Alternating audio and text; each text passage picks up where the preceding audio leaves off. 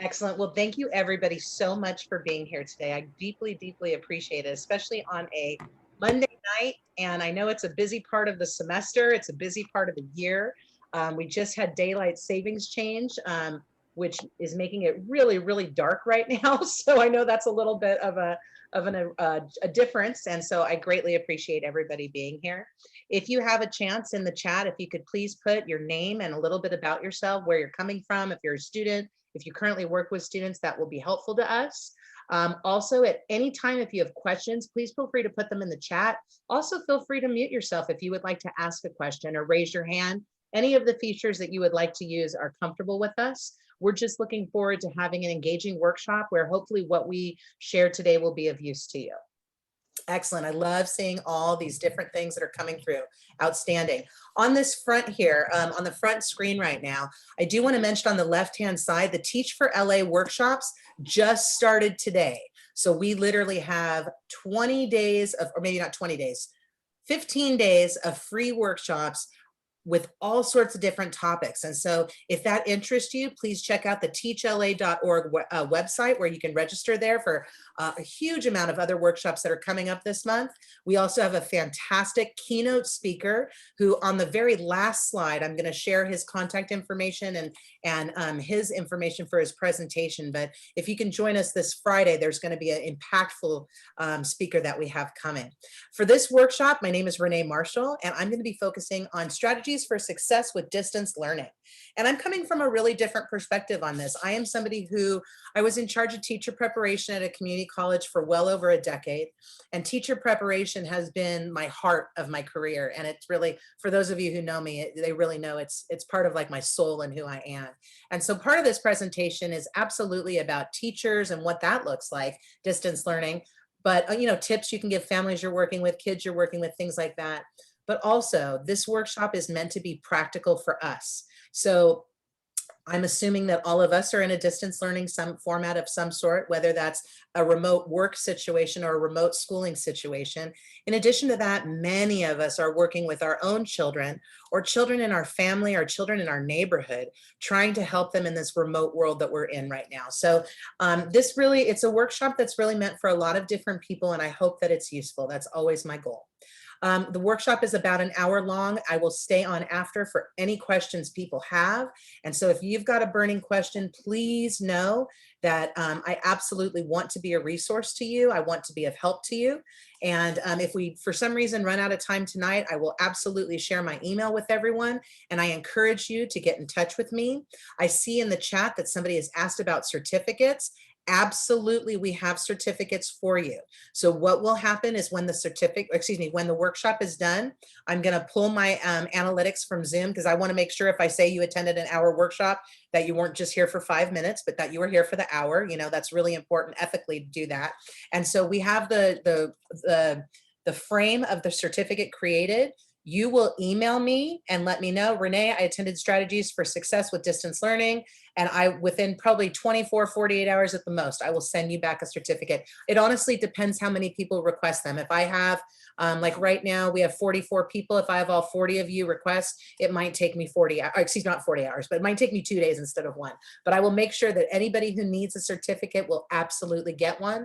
And I want to give a special thanks to Leah Martinez. She is the person who came up with this entire concept for this workshop series. She's been rolling out a ton of different resources for future teachers and for teachers in our community. And Leah was the person who said, you know what, we need to make sure we have a certificate so that way our people are covered. And so Leah Martinez is just a huge resource. If you don't know her, get to know her. She's at Rio Hondo College. She runs teacher preparation on the campus, and she's a resource for anybody both across the state and even outside of California. So with that, let's start talking distance learning. So with this workshop, Strategies for Successful Distance Learning, we're going to be focusing on very specific areas. We're going to, in the chat, make sure you put your name, where you're from. If you have a student, and if you do have a student, please let me know their gender, their age, just some ideas about them, and then any questions you have. This workshop is also going to be looking at specific areas of distance learning. First of all, we're going to talk about optimal environment and what that means for an optimal environment. We're going to talk about essential supplies that are really helpful to have, strategies for success with distance learning, tips for balancing this new world that we're living in, celebrating school year successes, and also making sure we have some time for Q&A. Excuse me while I take a quick drink. Now, this first visual, setting up your learning environment. Look at this. It's clean, it's new. Doesn't it look pristine? Doesn't it almost look like Instagram or Pinterest? This is what I think we're all kind of striving for when it comes to this concept of distance learning and what does it look like in our environments and whatnot. And the reality is, we're not living in a Pinterest world, okay? For those of you who can make these Pinterest environments happen, hats off to you. But for the rest of us, I'm gonna be honest, the rest of my house does not look like this background where it's totally blank and doesn't have papers or anything anywhere. It looks kind of chaotic. I'm in a household right now where we have 4 of us that are both distance learning and also distance working. And so I wish I could say that, you know, that really cute guy on the bottom left-hand corner is what my house looks like. No, not that case. So let's get real about distance learning, okay? Because this is realistically what it might be looking like for you. You might be a teacher right now who's going in the classroom to give lessons or working remotely from home. You might be a future teacher who's like, you know, trying to take your coursework right now, trying to do observations, trying to go into a preschool classroom, trying to do whatever you can to get that learning, that maximum learning in this new world. You also might be like the picture in the middle here on the top, where literally you've got one space where you've got multiple children and multiple adults working simultaneously. You may have the luxury of being one of the examples of, you know, somebody working with only 1 or 2 people close by, but it really might be a little bit chaotic. I also want to point out the reality of the picture in the middle of the bottom of this slide, because I wish I could take a picture of what my room looks like right now. Before COVID and before all of this, I used to sit in a computer with a regular, like I'd open my blinds and it would just be like a regular day. I'd have the window open. Not anymore. Now I'm in this controlled environment where I have to keep my blinds shut or else they do these polka dots down my face. I can't open my window because the fire station's too close. And so you hear the sirens too frequently and then it messes up people's sound. I also right now currently have 3 different lights on me. So that way I look like refreshed and like, ooh, it's like, you know, almost like a filter. I wear more makeup on Zoom than I've worn in real life for the last 9 months. So I think one of the things that's really important that we talk about is what we're experiencing is unheard of. It's a whole new normal and things aren't normal. So one of the biggest things I want to share with you and with everybody you're working with right now is that be kind to yourself, be kind to others, and show grace and have grace. Because right now I think a lot of people are like beating themselves up and thinking they're not, you know, oh, it's messy or I don't have a good background or whatever. We're all in this whole other world. Just be who you are and be okay with that as much as possible. And for those of you working with students, you need to keep that mantra as well. I recently had one of my friends who's got a child in 4th grade. And the teacher that this child is working with had a pet showing day. And so the child showed his pet during the class day. During break, he was also allowed to play with his pet. And then during one of his classes later on that afternoon, his cat jumped up on the desk and he got reprimanded for having the cat and touching it during class. For a 9-year-old in 4th grade, you know, having 2 opportunities in one day to have your cat engaging with the classroom is really tangible. So why wouldn't the 3rd opportunity have been okay? You know? Excuse me. Now I'm saying that because it was an interesting kind of a situation. And I know that cats and animals can be distracting. So I'm not saying you have to do that all the time, but I think it's important that we, you know, think about these interactions we have and we value the interactions and kind of like let the small stuff drip to the side. Excuse me, I have to cough a little bit. I apologize.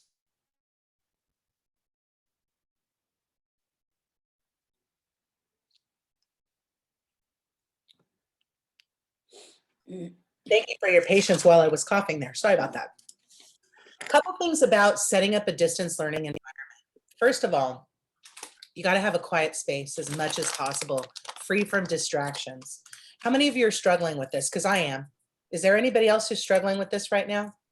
Okay, I see a hand. Who is one person that can share with me a little bit about this whole like space and the free from distraction idea?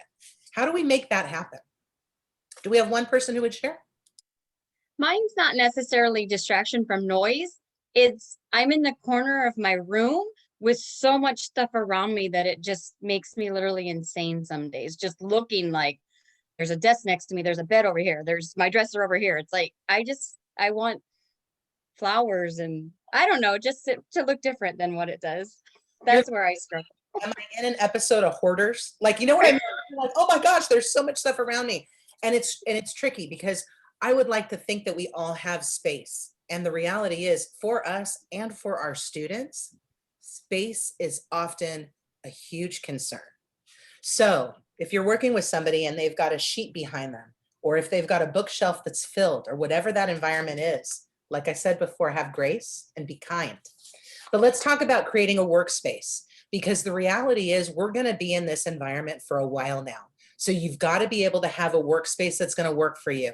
In the corner in a bedroom, definitely not optimal. So then you have to say to yourself, what can I do to optimize this? And I'll actually show you something later that might be helpful for you. It's a really strange suggestion, but I found some people have had really good success with it. For many of us, we don't have a shared space, excuse me, we don't have our own individual space. It's more like a shared space. It could be that you're set up on a kitchen table. It could be that you're jimmy rigging something to hold, you know, one of the things I've seen frequently with Zoom is people will be on their laptops and they'll put like 2 or 3 reams of paper and their laptop on top in order to have it high enough. You know, we're constantly trying to figure out how we can make this work. One of the things though that's important to know too, if you have the opportunity for private learning environment, that is great depending on the age of the person you're working with. So for instance, if you're working with like a 4th grader, like that boy with the cap, guess what? Sending him to his room to work independently is not going to be the best bet for a 9-year-old. And here's why. 9-year-olds and 10-year-olds and 12-year-olds, they work really differently than us. They work really differently than adults. Think about how distracted we could get and now magnify that 10 times. So putting a 4-year-old or a 5-year-old or a 9-year-old in their own private bedroom or own private office to work is not going to be optimal in this type of environment. This is when you need to find a shared space. Now, if you're talking about us as adults, or even, you know, it depends on the child. You have some 14 and 15-year-olds that will do great in an individual environment, working in their bedroom or something like that and trying to get their work done.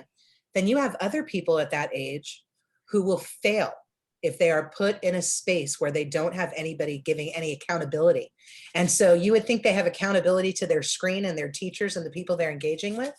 Not always the case. Another thing too, for anybody who is going into a private space, and me included, I need to move my cell phone out away from my computer. How many of you guys deal with that too? It's like, you know, you're texting or there's notifications coming up and things are popping up. I am literally conscientiously either moving it away or flipping it upside down and making sure it is on mute. Now, I love this. I see smiles, so I'm not alone on this one. Here's the thing. Children won't moderate that like we do. Think about how hard it is when you're waiting, you know somebody's going to be texting you or you're being in touch with you and you're trying to be present, right? How present are you when you're like this? And guess what? When we are online, we can tell. Because when you're like this, it's so obvious. So it's one of those things where if you know something like a phone is going to be a distractor, move it.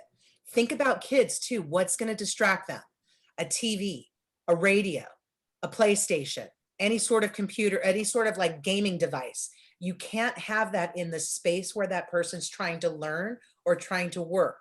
You have to redesignate that space as a workspace or a learning space. And it might not be that you can keep it every 24 hours like that. Like, you know, if you're in your bedroom and that's where you're doing your work, then you need to be willing at a certain time each day to shut it down and put it away, because your bedroom cannot be your workplace 24 hours a day, or it cannot be your school place 24 hours a day. You need to make sure you've got some peace and quiet and some kind of sacred places. Oh goodness, I see Deborah saying they're at her school, they're not even allowed to have the kids show their faces. So they're literally playing video games and doing other things. It's really tricky because in terms of equity, I understand the concept of not wanting to require backgrounds. When I was an elementary teacher, I had a kindergartner who I did a home visit, and I found out she lived in a house with 2 bedrooms and 1 bath and 12 people. So for that child, she might not want to show her background, and I understand that. But when it's automatically that you don't show background and that becomes the norm, I think it lends itself to kind of multitasking and doing other things. I love this. And Henry just tell your kids to put the headphones on, LOL. That's another thing too. And I'm so glad that Henry brought that up. I've got one child, and I have 14-year-old twins, both in 9th grade, both starting dual enrollment in college at the same time. I have one child, both work in their bedrooms. I have one who wears headphones and keeps the door shut. And I have the other one who wears one headphone, the other headphone off, and keeps the door open. Oh, I love it. I see somebody else that, right? See, but you have to find what works for you. And you have to find the strategies that work for you. And if you have a child, like if you're engaging with kids and you're seeing something off, check in with their parent, because if they've already determined that that's going to be a successful norm for that child, who are we to say, who am I to say, you know what, Jessica, put your headphones on both ears or take them off? I'm not even there. Like if she's engaged, then what's the big deal? So we kind of have to be looking at it from a very different way. I love this too. We have somebody else who just put, distance learning has been so hard for all children. When it comes to learn, they just shut down and don't want to do nothing. How do we help them out? Engaging in a virtual environment is very different. Another thing I'm going to say, if you have the opportunity to work with kids right now, please take the time to handwrite a letter and get it in their hands. I know of a child, the mom posted last week about every week there's this one teacher, they do like a drive-through and the teacher hands out packets because it's a younger grade and like other resources. And every single week that teacher writes a note to all 20 of her students. And I didn't know about this until a mom posted in our local mom site and said, every Friday when my child gets this note, she takes it home. I can't even say it without getting emotional. The child holds it next to her heart. She physically holds the letter to her body for comfort. And then they put it up on the refrigerator. Oh. Understand how tangible that is for a child. They feel like they have a piece of you. I have a friend who runs a fantastic preschool. At the start of COVID, she and a friend, they have 56 kids that go to the preschool, depending on what days of the week it is. They hand stitched 56 felted hearts filled with like little bean bags with lavender in them for all the kids, and mailed them or dropped them off at their home. So that way they had something tangible to hold, to touch, to be able to relate it to school. So if you have the opportunity to work with younger children, please keep those things in mind. I'm going to go back to this slide too. I mentioned watching your phone usage and access. Don't multitask. Don't tell kids that it's normal to multitask. Don't tell college students it's normal to multitask, because then we start thinking, what's wrong with me that I can't do 75 things at one time with 100% accuracy? Multitasking is not as effective as people think it is. So if you're present in a class, commit to yourself to be present in that moment. The multitasking can wait later. And that's really hard to do, really hard to do. I love it. SEL, social emotional learning, social emotional health for teachers as well as students. We're not seeing it so much for teachers right now. We're seeing districts send out messages going, hey, we're just sending out an email, making sure you're emotionally okay. Everybody's struggling right now. Everybody's struggling right now. And I do believe Henry just said multitasking is something that can be learned older. I agree with you, but I think for youth, it's not right. Not yet.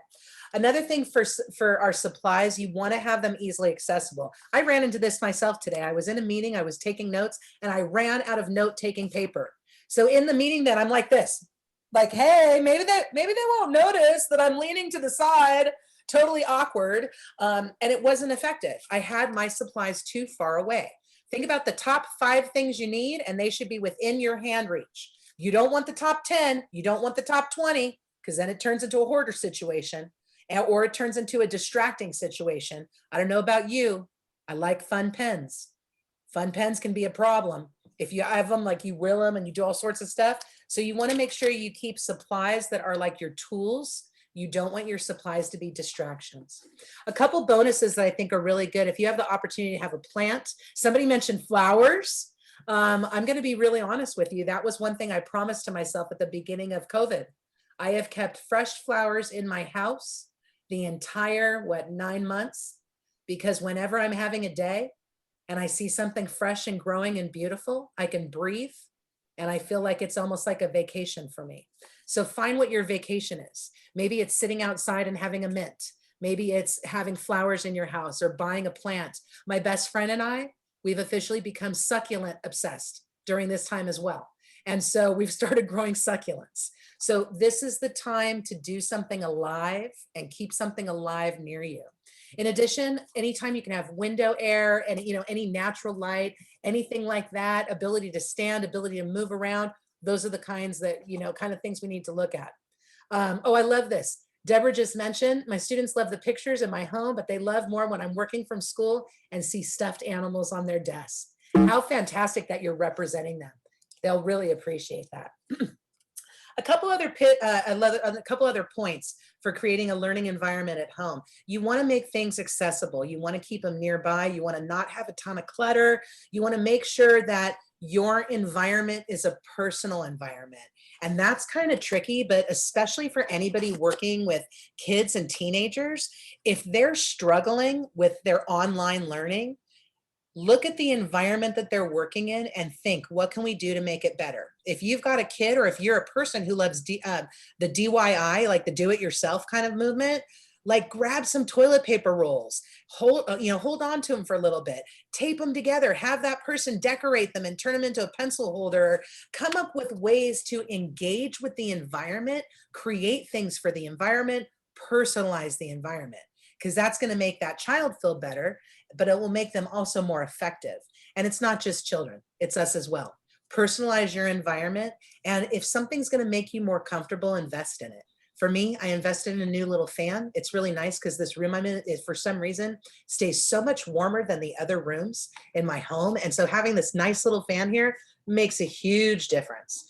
Another thing too, make sure you have routines. You've got to have routines in place, or else we will not be able to sustain this. And I think we're seeing the people that don't have routines are really, a lot of people are struggling right now, but I think even more so when people don't have a set routine.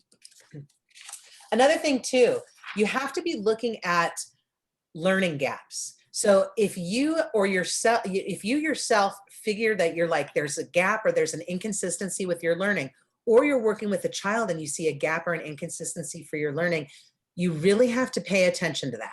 Because in the past, in those environments, when you were in a classroom, you had somebody else that was constantly monitoring. But in a two-dimensional world, it really becomes like a joint responsibility to make sure that those gaps are filled. And it could be a matter of you asking for other resources, or reaching out and saying, hey, professor, this is what I need. Can you help me? Or, hey, teacher, this is what my child needs. Can you help me? And that's okay to do. None of us know how to do this. We have never done this before. We are all learners right now. And so even for people who consider themselves experts in online learning, it's a whole new world. And so embrace it, go with it, be okay with it. You know what I mean? And be okay with wherever you are and wherever your students are as much as possible. Another thing I do want to point out, the idea of making sure that you stop and eat, you stop and have snacks, you stop and breathe, you stop and get water. I felt like I had teacher bladder when I was a teacher. Now I've got Zoom bladder. I literally will go like 9 hours and I'm like, oh, I don't feel good. Oh, I haven't stopped at all. Like, it's not healthy. So we need to literally have breaks and have like sacred times. I've recently started working with a new group, and it was kind of uncomfortable to have to say like, hey, I want to let you know that on, Monday and Wednesday, one of my kids goes to campus for an hour, and the campus is 15 minutes away. And so for about 2 hours every Monday and Wednesday afternoon, I disappear. And I wish I could be in meetings, but I have one ring of reception when I'm up at the school. And so fortunately, people are being so nice about it. And so like, be okay. And just, be truthful about whatever's going on.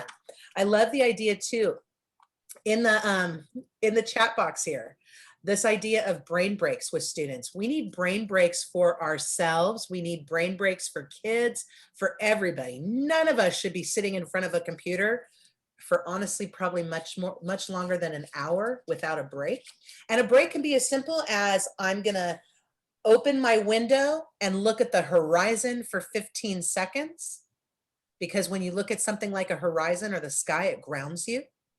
I'm going to do a brain break where maybe I just stand up and I stretch up and I stretch out and I move my arms, or do some, going across the middle line. That's, you kind of realign your body when you do cross activities. And what I love that Adriana just mentioned, Go Noodles for every age too. If anybody who thinks it's not for older people, it's a scam. Go Noodle is fantastic. Just put on some old jam that you love and get up there and boogie and have a good time. It's really important. Another thing too, and this is something I personally struggle with, make sure you get outside every day. And even if the weather's not great, even just step outside to breathe the fresh air. That's one of those things that I have not done enough. And sometimes it backfires and it makes me not healthy. And so it's really, really important to do that. Another thing too that they mentioned here that I think is important, leaving room for failure. Know that you will have some failure and try to be comfortable in that. I know that if anybody's a perfectionist, failure can feel like it's the end of the world. We're in a pandemic, so let yourself, give yourself some grace and be okay. And if you fail, like, pick yourself up or get some resources and we'll help you. That's, I think one of the biggest things too is sometimes we may perceive like we're failing, but we're not. So who is your person to talk to? Because we all need to have at least one friend or one person that can talk us out of this right now. So if there's anyone on here who's struggling and you don't have somebody to talk to, when I give my email, like, I'm serious. I'm somebody who can be a resource. I will absolutely talk on the phone. I will absolutely be a friend and a colleague and a resource, because that's who I am. And I really do believe that the way we're going to get out of this is by staying in this together, as much as possible. Very much so. Oops. Okay, another little kind of a visual here that I thought would be good. Well, I like it because it's got the phone with the big no sign, because that's a reminder to me as much as possible. I think that's an important one too. One of the things I really liked about this is it literally says, leave your phone in another room. And I think that's a really, really, really good strategy. Also, Charlene just put something up. Thank you, Charlene. This is a great strategy. I'm glad you shared this. You can do 20, 20, 20. Look 20 feet away for 20 seconds every 20 minutes. And that is just something that grounds you. It helps you. It gets you away from the digital and just kind of looking at something else. It seems so silly to have to have a reminder to, set a timer for a work break. That's where we're at right now. We have to do a reminder to eat, a reminder to take a break, a reminder to go outside. For those of you who have Alexa, she's great at harassing you. If you need to set reminders, she'll tell you every day. And for those of you who don't, just make sure you've got somebody who checks in with you. It's really, really important. Another thing that I really want to mention is how essential it is to have some sort of calendar or schedule that is visible. If it's for you, of course, if you have it in your if your phone or whatever, that's great. If you're working with kids, though, it needs to be literally a tangible schedule that's on the wall. And I will just rip this down to showcase. Right next to my wall, I've got my kids' calendar and their schedule. They're in high school. They go to different classes every single day. You add distance learning to it, it's a whole nother ball of wax. And so I literally just keep it up there. So if at any time, actually just today, I accessed it. I looked up and I was like, oh, do the kids get Veterans Day? They have a vacation day next week. They're going to be shocked, so you want to make sure you have those things accessible as much as possible, because you don't want to have to find that kind of stuff. So that's why you just want it nearby. Another thing that's mentioned on this page that I want to share too, set small rewards for when goals are met. I do that for myself, not just for kids. And that's just healthy. We're in this very strange time continuum right now. Did anybody watch Twilight Zone growing up? Like the old school Twilight Zone? Okay, a couple are shaking. I literally feel like at some point I'm going to wake up and somebody stepped on my glasses and smashed them. and it's the last pair of glasses in the world. Some of you will know that reference from like the 60s or 70s, whenever it was. But Twilight Zone is kind of like what we're living in right now. And, you know, especially with everything going on with the election tomorrow too, there's going to be more disequilibrium before everything equalizes. So again, be kind, show grace, because that's what we got to do right now. Okay, let's talk a little bit more about what kind of essential supplies we want to have for distance learning. Now, most people have computer, Chromebook, Wi-Fi access. If you don't, we need to find resources for you. If you are I'm going to say this because this was one of my nephews in spring. If you are a college student who is currently working on your phone, thinking that you can do a whole semester or a whole year on your phone, you are incorrect. And we have resources on all of our campuses to help you. So contact me. I can help you find who on your campus can help you at least borrow a computer, if not give you a computer. Right now is not the time to try and do it on your phone. Like I mentioned, one of my nephews, he was offered a computer by his high school and he said, no, thank you. And then my sister goes, wait, my sister who's a teacher and her husband who's a principal said, wait, how are you doing your schoolwork? And he goes, oh, on my phone. Your senior year of high school, you're writing essays on your phone? Not a good plan. So we want to make sure that we've got that for everybody. In addition to that, you want to have the schedule posted. Like I mentioned, if you have set Zoom links, have them posted or have them on a document on your computer where you can just cut and paste them easily. You want to make sure that you just have whatever needed right there. You think about if you go to the doctor, do you want the doctor to be like, hold on, I need to go into like a room to go look for the thing I need to treat you? No, you expect that doctor to come prepared. If you're a student, you come prepared. If you're a teacher, you come prepared. So sometimes that just means stepping back and reassessing your space and going, okay, what is taking my time right now? What don't I have handy? What do I need to get? Another thing too, I want to mention lighting. Halo light, some sort of good light makes a huge difference. Another thing too, blue light glasses. It's fascinating because for some reason, I don't see many adults on my Zoom meetings wearing their blue light glasses, myself included. But my children, who are both 14, as I mentioned, wear blue light glasses all day long. And it is really hard to work on the phone. I agree, Elizabeth. And one of the things with the blue light glasses that shocked me, you know, you hear everything about how you get less headaches and all that stuff. Well, I didn't believe it. I thought it was a scam. And then one of my kids asked for them. And one of my kids had been suffering from migraines. And guess what? Since we invested in the 2 pairs of blue light glasses for $15.99, so $8 a pair, we have had 0 headaches. And we're going on over a month now with no headaches. So if you don't have the blue light glasses, get them. It is definitely worth it. And guess what? You don't need to buy the expensive ones. My kid wanted these $25 pair, so we bought one of those, and then we bought the 2 pair for $15.99. The 2 for $15.99 ended up working out better. They even came with a cleaner and a case and all sorts of stuff. A couple other things. I know you guys can read the list, but I just want to mention a few things. Water bottle. Drink your water. You have got to stay hydrated, and maybe it's a matter of you buy 2 to 3 of these every day and you just keep them in your office. I have to be totally honest. I recently took a little miniature fridge that we had that normally holds 6 drinks out of my kids' space and put it into my office so I could have cold drinks at any time. I bought it online on one of the mom sites for like $10. It was the best thing I ever bought. Now I get a cold drink whenever I'm in the middle of the day, and it's like just a nice little break. Something so small, but something small can be huge, especially right now. And also staying hydrated. When we're hydrated, we're healthier. When we're hydrated, we're healthier. When we're rested, we're healthier. Same goes for kids. It's almost like you have to keep that little mantra up, or if you're struggling to get your water in, put a Post-it or some sort of tangible reminder for you, for the child, for anybody, because that's going to help. If you have the opportunity to get the ergonomics supplies, that's great. If you can get a great chair or great back support, fantastic. If you can't, but things are bothering you, start looking into things. Like you could always make a foot lift out of a couple reams of paper. You put 3 reams of paper down or 2 reams of paper down, put your feet on top. You're going to find that you're sitting up straighter, your posture's better, and you're making kind of like your own version of an ergonomic supply. Another thing too, I put this at the very end and I just want to mention it. If you have the ability to have a document camera, any sort of device to, you know, an alternative device, things like that to film assignments, that's great. Hotspots, things that are decorated DIY, like I mentioned before, or Yeah, DIY. Sorry, I always wonder if it's DIY or DIY. You know what I mean, the do-it-yourself stuff. You want to have all those as much as possible.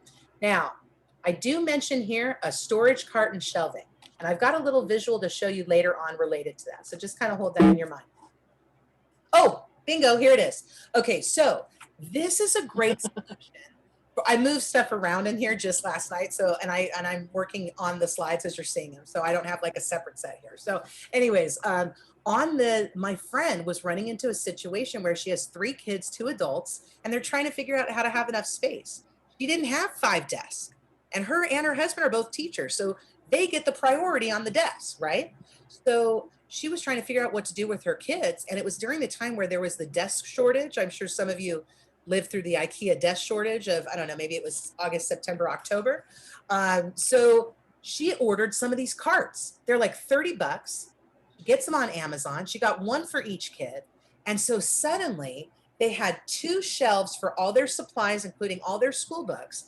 And the top shelf, instead of putting supplies on there, she put a hard top, and it becomes a computer stand.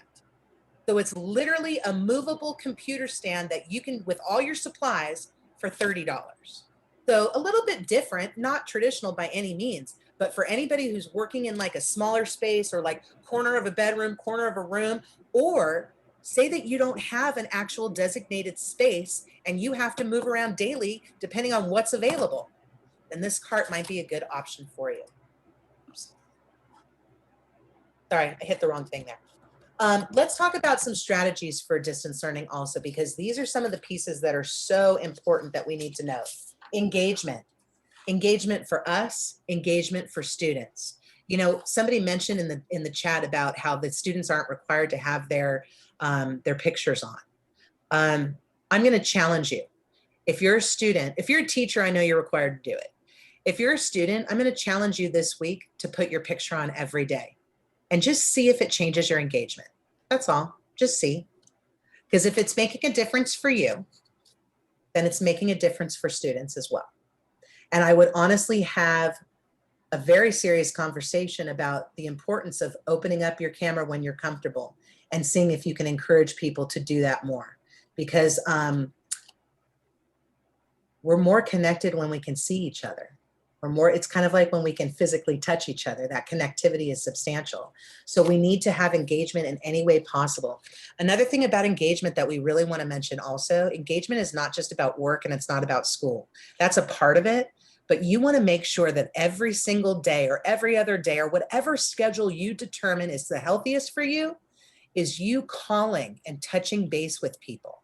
You know, maybe it's your mom, maybe it's your sister, maybe it's your colleague, maybe it's your friend from high school that you haven't talked to in a month or a year or 10 years, but literally make the effort to say, who am I speaking to today? And that's something I actually say with my own kids, because one of the things that I have, one of the things I've seen is the social isolation. And the further we get into the pandemic, the less one of my children is wanting to socialize. And that's not healthy. It's not that I don't want him to have any, I mean, we're being socially distanced with everything we do. You know what I mean? Like every time that somebody comes over, there's only certain people, we only go in the backyard. It's really specific, but we need to have that engagement. We need to have that connectivity. I knew one of my 2 kids today in my own house had a shorter day than the other kid. And so I said, hey, Zach, who are you calling this afternoon? And he goes, oh, I'm planning to call Liz, his cousin. Oh, I'm planning to call Liz. I haven't had a chance to talk to her and John for a couple of weeks, so I thought it'd be fun. And I was so thrilled that he could answer instantly. It wasn't this whole, I don't know. Well, who can I call on a Monday at 2? It wasn't that. It was like, boom. He knew that that was something that I could ask, and he was ready to respond. So make sure to have that engagement. Also, engagement is not just with you and teachers or teachers and you or teachers and student, not that way. It's colleague to colleague, it's friend to friend, it's colleague to teacher. It's all sorts of different configurations. So remember that. We mentioned having a schedule and routine. We mentioned the importance of breakfast, lunch, water, snacks, screen breaks. Okay, screen breaks at least every hour at the very least. Realistically, honestly, between every 30 to like 20 to 30 minutes is better. if you don't take breaks, you're going to get more stressed out. You're going to get more anxiety. It's not going to be a good thing. So say to yourself, I was so pleased today. I was in a meeting today that was 2.5 hours long, and they embedded 2 10-minute breaks. And they didn't just embed them, they honored them. And they said, okay, it's our 10-minute break now. We'll come back at, I don't know, 10:51 or whatever. I mean, it was to the minute. And every single person except the lead went dark screen and literally left their rooms and took a break. And I was so relieved because it's a new group for me. And I'm like, ooh, if they're in 2.5 hour meetings, I'm going to figure out how to learn to pace myself, because I normally do like hour to hour and a half at one time. 2.5 to 3 hours is a lot. And so once I knew that there was those breaks there, it's like, whew, okay, we're going to be good. Okay. Encourage space ownership. I already talked about that a little bit. That's the do it yourself, and making sure that you have your supplies you need and your space looks good and it's things that you want. Too many assignments. This is something that we are finding all over the place. And for all of you who are college students right now, I bet you anything, because I remember what this time of the semester is. You almost feel suffocated because there's so much going on, so many moving parts. Too many assignments, you got to break it down. You literally have to write down assignment after assignment on one piece of paper, put the dates next to them, or even better, honestly, I like to do it on Post-its, because then I can move things around and prioritize things. And not, like, for instance, my own children right now are very, very concerned about a big project they have due November 23rd. I'm like, November 23rd is another planet. So let's worry about what's this week and then next weekend. Let's make a plan for November 23rd, because if we make a plan on November 6th or 7th, that's still plenty of time to be prepared for the 23rd, right? So take away the worries and really set up some planning to make sure that it's, you get things going in the timeline you need to. And if you get to a point where either you or any students that you're working with have backlogged on assignments, that's when it's time to stop and ask for grace. That's when you contact your professor and you have a talk with them and you say, this is what's going on. And chances are a professor is going to say, okay, let's break it down. Let's get you a plan. Let's get you going. Because guess what? We don't want you to fail. We don't ever want you to fail. Okay. Another thing too, in education right now, K-12, I'm going to be totally honest. We have more kids failing than we've ever seen. So we know that distance learning and remote learning is not working 100% right now. And because of that, we have teachers making modifications and understanding that, in a sense, we really have to work on individualizing for kids as much as possible. I love this too. Deborah just said, I give free Fridays. Work on work that you need to and take some breaks. My kids' school just recently did something called a win week, what everybody needs or what individuals need, something like that. And basically the entire week, they did not assign any new content. The students were allowed to work on what they needed to get done, to redo assignments they weren't happy with the grade of that they received in order to get a better grade, or the kids were allowed to ask for enrichment because they didn't need to do any remediation. How powerful for those kids to be given a week where they are in control of their learning and they're able to say, hey, I need you to reteach me. Hey, I got this concept. Let's keep going, or keep me moving. Or to say, hey, I am maxed out and I'm failing. How do I get back on course? Be human right now, you guys. Be human, because that's the only thing that we've all got going, that we all have as a commonality, and we got to work with it as much as possible. Another thing too, for those of you who are working with children, do not micromanage them too much. And I know that that's tempting, especially when kids are little. But remember that when we make children think and we make children plan, we increase their executive function and we increase their skill set for later in life. So please don't micromanage. A lot of parents are literally like sitting in the corner. I saw this thing recently where she was like, photosynthesis, photosynthesis. And the kid's like, photosynthesis. And the teacher's like, you're right. And you see the mom like cracking up in the background. That's not what kids need right now. They don't need that. I mean, it's one thing if you do that every once in a while and be a little silly about it, but you don't need to micromanage. I love this too. Henry just said, yes, my college assignments, they extended the due dates. Absolutely. In the twilight zone, the due dates are all relative anyways, right? You know, as long as it's all done before the semester. But really having You know, it's such a hard, challenging time that you want to really try to remain positive if possible, and also really having an asset thinking versus a deficit thinking mentality. Okay, because here's the reality: we've all slowed down. I don't know about you, but it's been good for my family. I spent a lot more time with my family and my kids. Um, I sleep more than I've slept in probably the last 10 years of my life. Probably drink more water than I've had in a long time. And as hard as it is, there's a lot of silver linings coming out right now. So, especially for those of us who either have kids in our house or kids in our life, they are looking at us to model how we're going to get through this, not only surviving, but thriving. And so, really make sure, and if you're having a hard day, that's when you reach out to a friend who's going to bring you back. And at the bottom of this list, brain breaks. Got to have them as much as possible. Really quick on time management tips: keeping yourself motivated, dividing up the work, don't multitask, keep a routine. I have to be honest, I just like this visual. I thought it was cute. It reminded me of the 70s, you know, like a little Fast Times or something. If anybody wants any of the slides, I'm absolutely happy to share too. I'll put my email up and you can email me and let me know if you want slides, certificates, whatever you would like. I like this one too.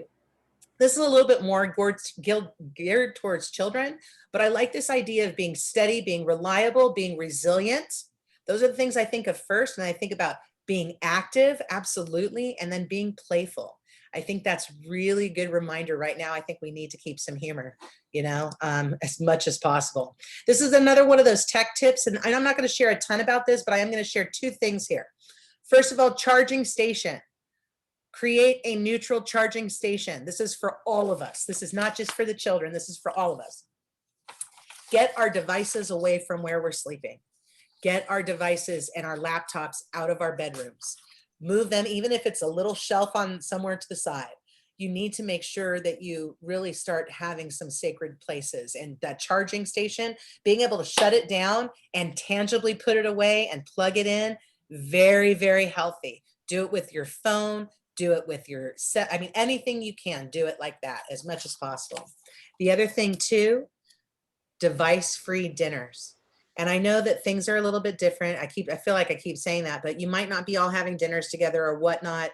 Keep your phones, keep the devices away. Have a moment where you don't have to be plugged in. It's really so healthy. Every once in a while, I'll like leave my phone for like an hour and like you kind of feel guilty. And then it's also simultaneously totally freeing. I don't know. It's a very strange kind of mixed bag. I see some smiles and head shaking. Oh my gosh, I am guilty of eating Netflix while I eat. It's totally true. And now this one is a little bit weird and totally doesn't exactly fit in this presentation, but I had to include it because I thought it was relevant. For all of us who are on Zoom, make sure you check your lighting, your sound, your angle, and chatting. Like you just want to make sure that you have like, you know, kind of all the etiquette that goes along with being in the virtual space. And this is something that you can share with your kids too. You know, we don't want them to be in this dark, hidden kind of place. We want to make sure that they feel good about themselves when they're on screen as well. And so those are just some good pieces. Now, tips for balancing, and I don't even know. I got to be honest. It's tricky to balance. I kind of felt like for a while we thought the end date was coming up, you know, at the end of fall and the beginning of winter. And now we all realize that the end date, it's not in sight, not for California at this point. Our number, for those of you who are out of California, in many of our areas, our numbers keep on growing.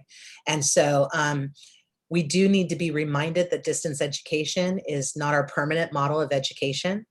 I think another thing to note too is when we first flipped over in spring, we went to crisis teaching. That was crisis teaching, okay? We have now moved into intentional teaching and learning. So you should see a huge difference between your experience in spring and your experience in fall, whether it's you or children. If you're not seeing that, please get in touch because we need to get some advocacy to help, because you should see a significant change. I mentioned before the importance of staying positive. That is still important. Also staying connected. If you FaceTime, if you go on house party, whatever you do, stay connected. I've started doing something that might seem kind of silly. I'm actually just going to pull it over to show you.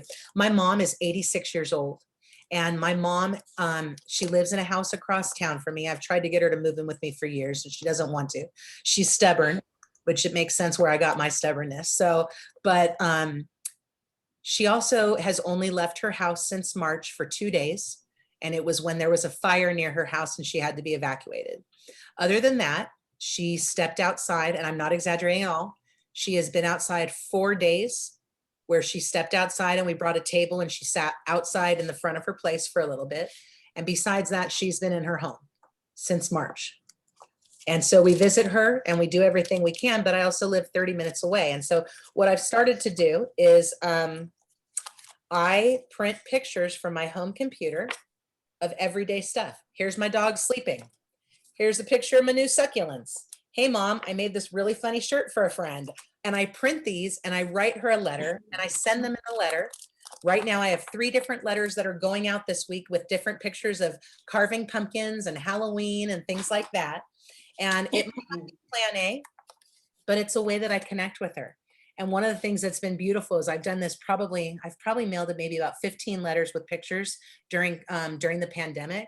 And the thing is just unbelievable. Every single time I stop in her house, the stack of pictures is growing. It sits next to the chair where she spends most of her time watching TV. And she's told me that she goes through the pictures over and over and over again. Another little thing I do too, on the back of each picture, she can't see very well, so in black Sharpie, all right, we're carving pumpkins here. Look, Max is sleeping. It's like I like narrate it a little bit. And again, maybe it's not the plan A for connectivity, but it is connection still. And so we need to encourage that connection. And honestly, for children, we need to demand it. They need to have a connection schedule that needs to be embedded in what they do. It's so, so important, so important. Okay, some of these things I've already said, so I won't say them again, but I'm big on silver linings. I'm big on just, advocating for what's needed. I do want to note, if you are working with students that have an IEP, or if you have an individualized education plan or a 504 plan, which are both special education documents that give you access and give you modifications, if your current learning situation is not working, that document is a tool to advocate for what you need. It is a tool to advocate for what students need. So if anybody's working with people who are in special education, who maybe the distance learning model hasn't been working well, please contact me so we can brainstorm some strategies and some suggestions that could be easily added into an annual IEP or an annual 504 plan. Because the great thing to know, once those items are added to those documents, that's like a contract that by law, the school has to offer those resources and have them accessible to that person. So it's one thing to get a school to agree to give resources. It's a whole nother thing to get it written down into a 504 or an IEP plan. And so you want to make sure that you definitely do that and advocate for that. Another thing too, mandatory screen-free time. You don't always want to be plugged in. So when are you not plugged in? And I will say this to my own children. I'll be like, oh, we've all been plugged in so much. When are we going to unplug? And then my daughter will go like, oh, you know what? Why don't we unplug all day Saturday? We could do blah, blah, blah, blah, blah. And they come up with other ideas. So absolutely want to unplug. I see some questions and some comments in the chat.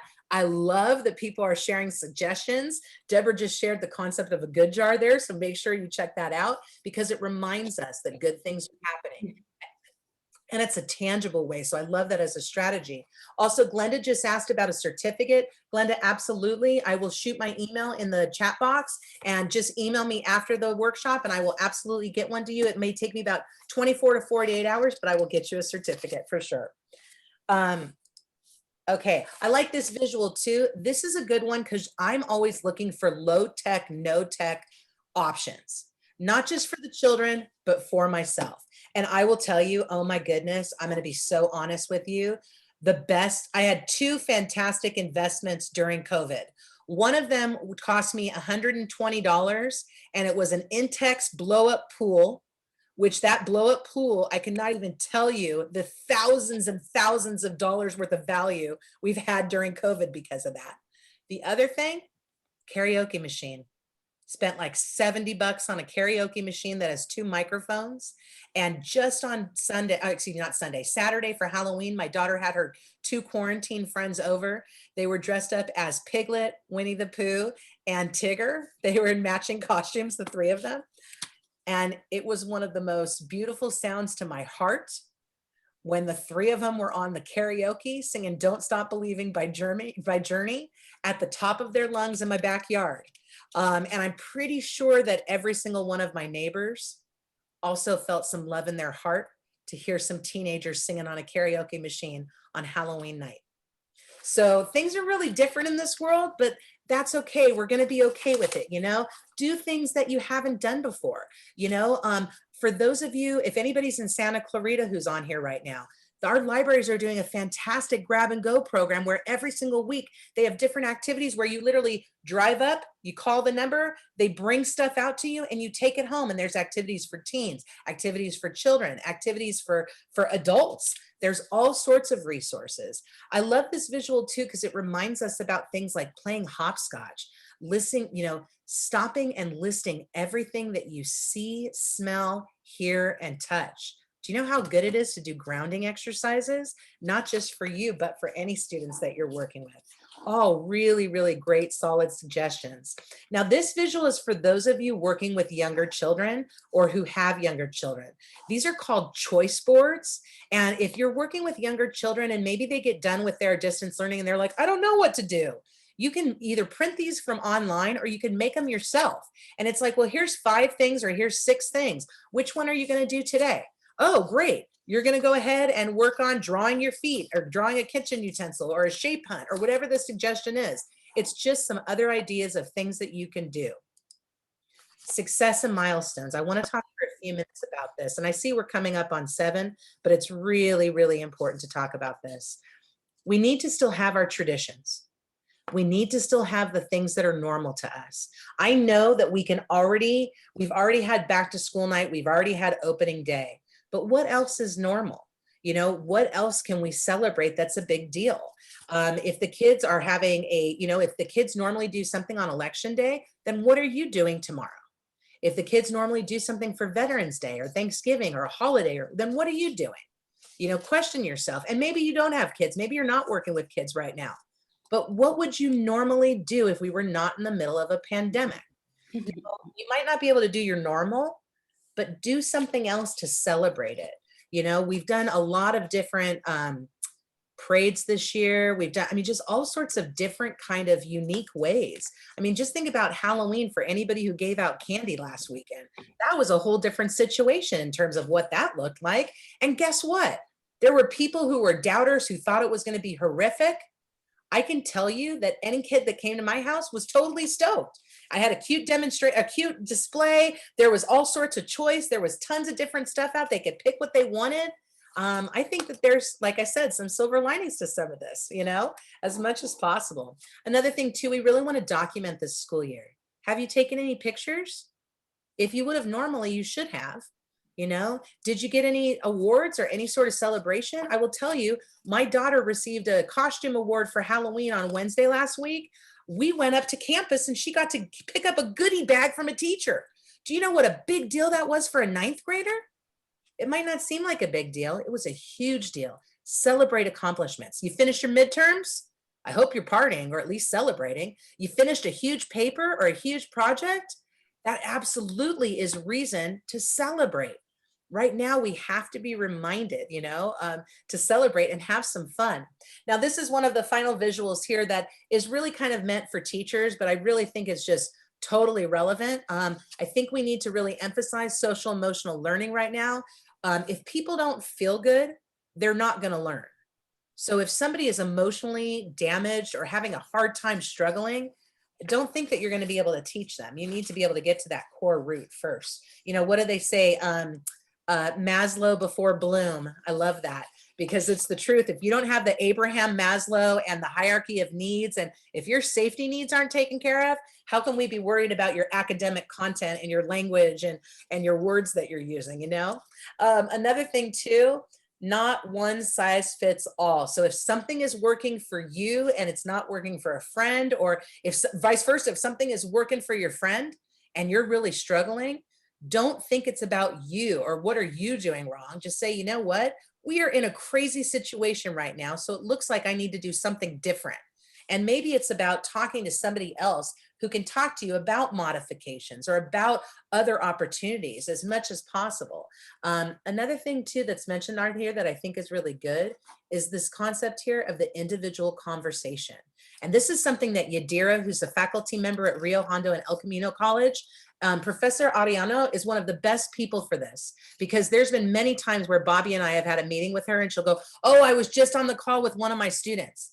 And we're like, Yadira, it's Saturday. What are you doing? Oh, she really needed me. So we were on for about an hour and a half.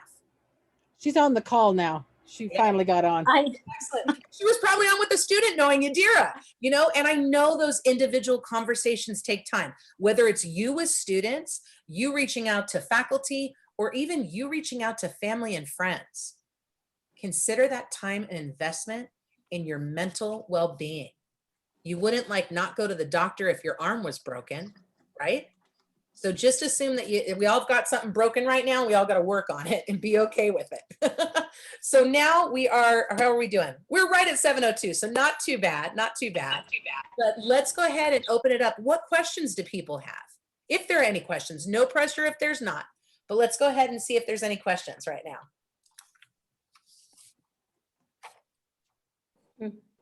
I see some of my students here, so I know they have to have questions. It is No pressure. Monday night late, so I don't want to pressure. But I do want to also just note that even if you don't have questions right now, you absolutely can access us later. We are part of the LA Regional Consortium, and we are here to be of help. That's our goal. We train people to be teachers. That's our area of expertise. But we honestly are good people and trying to help. Okay, we have a great question here. I'm interested in what crisis learning was versus intentional learning. Okay, and that was something that came out of Department of Education from California. Crisis learning was when literally, what was that date? Was it like March 13th or March 18th?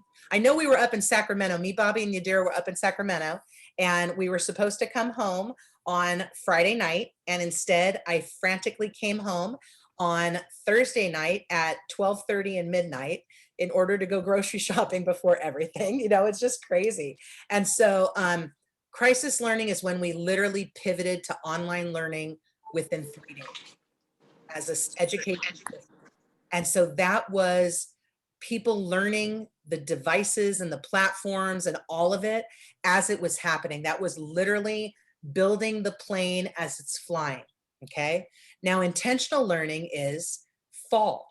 We've now had teachers trained. We now have had people on the devices. People have access to the computers, access to the resources. And now it should really be that we are in a different mode of learning. We should really be learning at this point authentically. Now, it might not be perfect. It might not be the same as it was. I don't know if education will ever be the same as it was, but where the idea is now we are making progress as opposed to spring. A perfect example was in my kids' district. I was literally told, just so everybody knows, your kids can only have the grades that they had as of March 18th or better.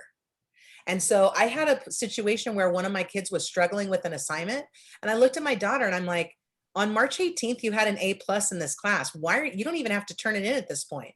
She was like, oh, Mom, that's not ethical. The assignments do. And I'm like, yeah, okay, well, I guess you're being ethical. That's a good thing. I was just trying to make it less stressful, honestly. I'm like, I don't want any more stress. And so, you know, anytime that we cancel the SATs or we cancel standardized testing, that's a good indicator that we're in a crisis kind of a situation. And even though some of it is still canceled now or some of it's postponed now, we are getting into a new normal, and it is a little different, but we're getting there. Thank you so much, everybody, for attending tonight. I am going to share some more information with you really briefly before we wrap for tonight, but I've got my email there at the bottom. Please be in touch if you'd like a certificate. I hope this was effective and useful. I hope you got a couple nuggets out of this.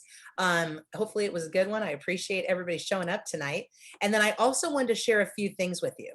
this is a slide here that has the teachla.org website there on the left-hand bottom side. If anybody on here likes my presentation style and would like to attend another workshop, I am giving one more myself this Wednesday night at 6 o'clock. It's on behavior management and positive discipline. And it's coming from a developmentalist perspective. I was a chair of early childhood, and I've been both a kindergarten, elementary school teacher, and a preschool teacher. And so it's going to be talking about some specific strategies for just positive interactions with kids. And so hopefully you can join me. But in addition to my workshop, there's a lot of other workshops that are listed here under www.teachlarc.org. Every single one of them is for free. They are only happening between now and November 20th. So if you can please make sure to check it out soon, we'd appreciate it. We also have a survey link here at the top in this survey. If anybody is able to do it, we would greatly appreciate it, because that is how we're kind of keeping track of how things go in the entire series of workshops. I'm trying to put the link up right now. Shoot, Bobby, if I screw it up, will you put it up? If I think I'm getting it, but I might screw it up. Hopefully that one's good. Okay, another thing too, I really want to point out two other things. On this Friday, we have a guest speaker. Roy Juarez is coming in at 10 o'clock. Roy is so incredibly inspirational. He is a young man who was a homeless student for most of his life, and his perspective on moving around and his education story is one of the most inspiring you'll ever hear. And so if you do nothing else in the workshops, please show up on Friday, because I will promise you it may even be life-changing. It will at least inspire you for the weekend, if not on a more permanent basis. I also want to share with everybody that the Teach for LA Networking and Transfer Fair is happening on November 20th, which is a Friday from 11 to 12:30. There will also be a giveaway at that event for people who live in California. There's going to be some prizes that we're going to be sending out. And so I hope you can join us. Plus the transfer and networking fair should be really good. They have a lot of different representatives from the Cal State system, and there's a student panel, and it should be a really enriching day. So thank you so much, everybody, for being here tonight. Please shoot me an email so I can give those certificates to you. If there's anybody who would like the slide deck or any sort of information I have here, I am always happy to share. And Bobby will be putting this on the teacher preparation website. Bobby, do you mind plopping that in the chat? So if anybody's interested in watching a video again or sharing it with somebody else, Bobby already has my workshop from this morning. It's already posted. It is like a mega mind this kind of stuff. So thank you so much, everybody, for being here. Please let me be a resource to you. My name is Renee Marshall. It's been an absolute pleasure, and I hope this has been an effective workshop for you. Thank you so much for being with me tonight, everybody. I appreciate it. Have a great night, everyone. Thank you. Thank you. Thank you. I'm going to stop recording. Really enjoyed it. Questions, please feel free to stay on. Thank you. Of course.